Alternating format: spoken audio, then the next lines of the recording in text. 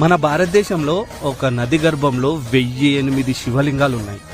నది ప్రవాహం తగ్గగానే ఆ 1008 శివలింగాలు మనకు దర్శనమిస్తాయి.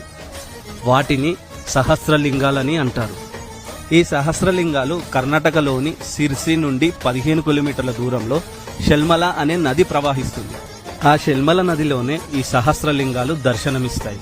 ఆ పారే నదిలో శివలింగాల దర్శనం చాలా అంటే చాలా అద్భుతంగా ఉంటుంది.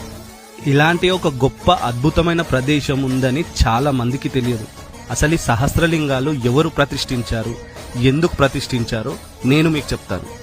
పూర్వం 16వ శతాబ్దంలో సిరిసిని పాలించిన సౌండరాజు అయిన అకసప్ప నాయక్ అనే రాజు ఉండేవాడు.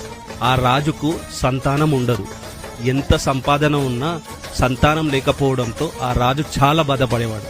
ఇక ఆ సమయంలో అతని రాజగురువు వచ్చి ఇలా అంటాడు, అన్నిటికీ ఆ పరమేశ్వరుడు ఉన్నాడు. ఆ మహాదేవుణ్ణి నమ్మి 1008 లింగాలు ప్రతిష్ఠించు, తప్పకుండా సంతానం కలుగుతుంది అని చెప్తాడు. ఇక అతని రాజగురువు చెప్పినట్టే రాజు షల్మల నదిలో ఉన్న రాళ్లను చెక్కించి 1008 శివలింగాలు తయారు చేసి ప్రతిష్ఠించాడు. దాని తర్వాత అతనికి సంతానం కలుగుతుంది. అలా ఈ సహస్రలింగాలు ఇక్కడ ప్రతిష్ఠించబడ్డాయి. సంతానం లేని వాళ్ళు ఇక్కడికొచ్చి సహస్రలింగాల దర్శనం చేసుకుంటే తప్పకుండా సంతానం కలుగుతుందని ఇక్కడ ప్రజలు చెప్తారు. అలా చాలా మందికి జరిగిందని కూడా చెప్తారు. ఇక ఆ శివయ్య నమ్ముకుంటే అంతా మంచి జరుగుతుంది అనడానికి ఇంతకన్నా గొప్ప నిదర్శనం ఉండదు. ఇంకో విషయం ఏంటంటే ఈ 1008 శివలింగాలకి ప్రతి ఒక్క లింగానికి ఒక నంది ఉంటుంది.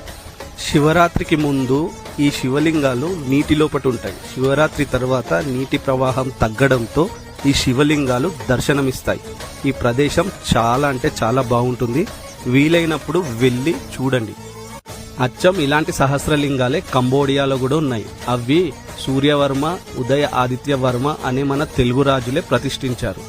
చాలా మంది అక్కడికి వెళ్ళి దర్శించుకుంటారు. కానీ మన దేశంలోనే ఇక్కడే ఈ సహస్రలింగాలు ఉన్నాయని చాలా మందికి తెలియదు. వీలైనంత మందికి షేర్ చేయండి. ఈ వీడియో మీకు నచ్చితే లైక్ చేసి ఫాలో చేయండి.